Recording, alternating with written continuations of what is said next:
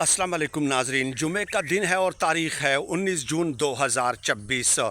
America और Donald Trump बार बार सराहत के साथ मीडिया की स्क्रीन्स पे आके इस बात का वाज़े तौर पे इजहार करते रहे हैं कि आम अमरीकियों के टैक्स का 1 रुपया भी ईरान को नहीं लेने दूंगा। ये बात बड़ी जो है ना बदमाशी के साथ डोनाल्ड ट्रंप जो है हमेशा करते रहे हैं। लेकिन अब मैं आपको बताऊं कि आम अमरीकी शहरियों से भी ईरान टैक्स वसूल करेगा। मैं इसकी बात नहीं कर रहा कि अबनाए हुर्मुज़ से जो तिजारती जहाज़ गुजरेंगे या जो समंदरी तिजारत अमरीकी जो जहाज़ों की होगी अबनाए हुर्मुज़ के ज़रिए, मैं उसकी बात नहीं कर रहा, बल्कि आम अमरीकी की बात कर रहा हूँ कि आम अमरीकी शहरियों के टैक्स का पैसा भी अब ईरान को अदा किया जाएगा, ईरान उनसे टैक्स वसूल करेगा। ये बड़ी इंटरेस्टिंग डिटेल्स हैं जो आज की इस वीडियो में आपकी खिदमत में पेश करनी है। और इसके अलावा फ्रांस ने इस मुआहदे को मुस्तरद कर दिया है और बड़ा ऐलान किया है, वाज़े तौर पे ऐलान किया है कि हमारी जितनी ताकत है हम अपनी ताकत का इस्तेमाल करके मुआहदे के इस शिक को जो है ना रोकने की कोशिश करेंगे और इस पे अमल दरामद नहीं होने देंगे। ये जो अमेरिका और ईरान के दरमियान ये जो MOU हुआ है वो कौन सी शिक की बात कर रहा है फ्रांस, इसकी भी मुख्तसर तफसील मैं इस वीडियो में आपकी खिदमत में पेश करूंगा। लेकिन उससे पहले ये बताना ज़रूरी है कि डोनाल्ड ट्रंप जो ईरानी तहज़ीब को मिटाने की बात कर रहे थे, परसों G7 का इजलास हुआ, उसके बाद प्रेस कॉन्फ्रेंस हुई, कुछ सहाफ़ियों ने सवालात पूछे डोनाल्ड ट्रंप से। पहला सवाल एक इसराइली सहाफ़ी ने पूछा, बड़ा इंटरेस्टिंग सवाल है और इसके लिए आपकी तवज्जो दरकार है। उन्होंने ये पूछा कि 2020 में यानी कि 2020 में एक अमरीकी दानिश्वर ने ये कहा था कि ईरान से मैदान जंग में जीतना आसान है, लेकिन मुज़ाकरात की टेबल पे, मुज़ाकरात की मेज़ पे ईरान से जीतना आसान नहीं है, ईरान से आप मुज़ाकरात की मेज़ पे नहीं जीत सकते। तो डोनाल्ड ट्रंप ने बड़े हैरानगी से पूछा कि जनाब ये कौन से अमरीकी दानिश्वर ने 2020 में कहा था? तो इस्राएली वज़ीर-ए-आज़म ने कहा कि डोनाल्ड ट्रंप ने ये कहा था। ठीक है, अब ये सवाल, इसकी अहमियत को आप समझने की कोशिश करें।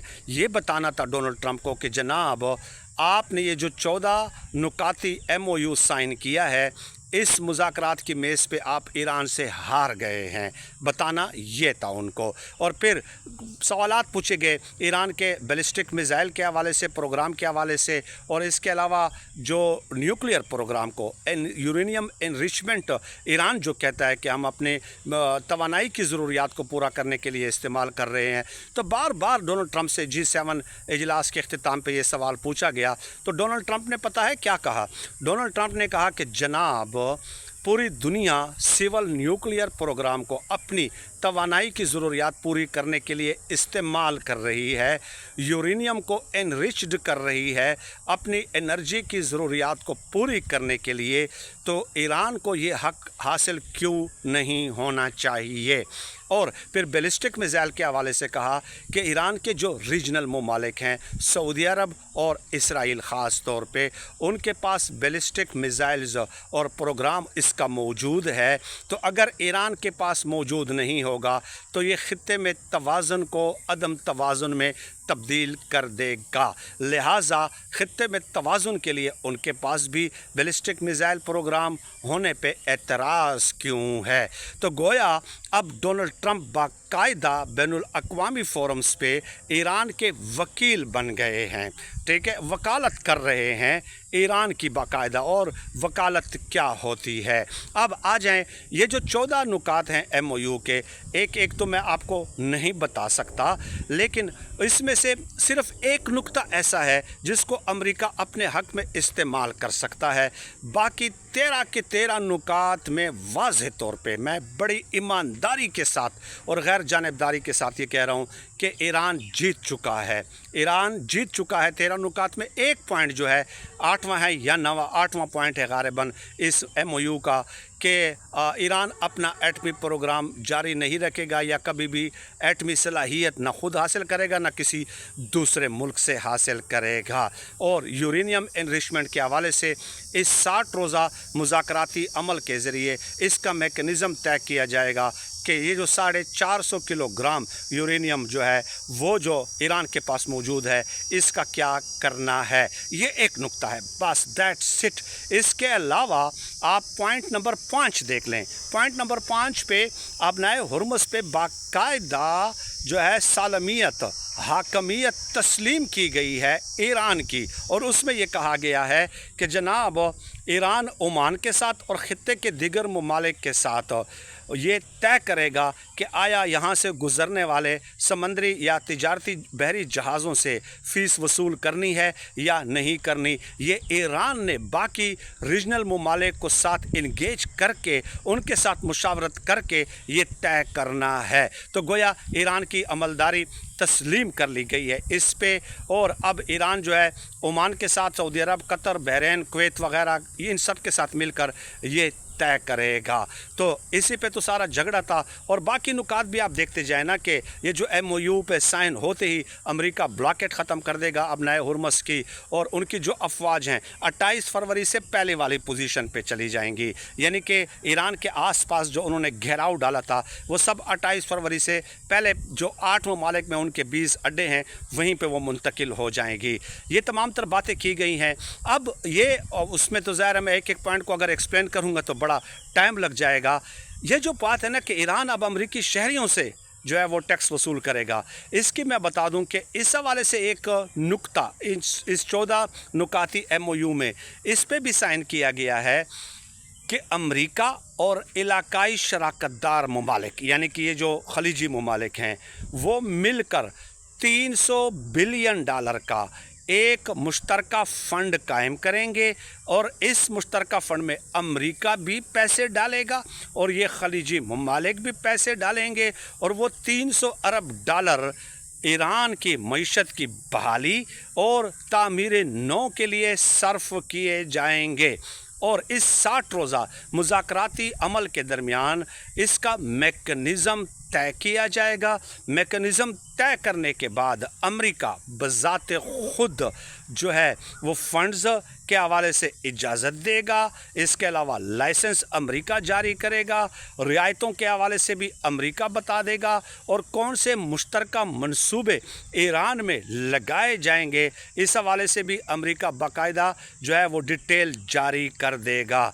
ये नुक्ता आप गौर करें। एक तो ये अफसोसनाक बात है कि अमेरिका ने हमला किया बग़ैर सोचे समझे तो उसके नताइज तो भुगतने हैं, लेकिन दूसरे खलीजी ममालिक को भी साथ रगड़ा दे दिया कि आपने भी इस मुश्तरका फ़ंड में पैसे डालने हैं।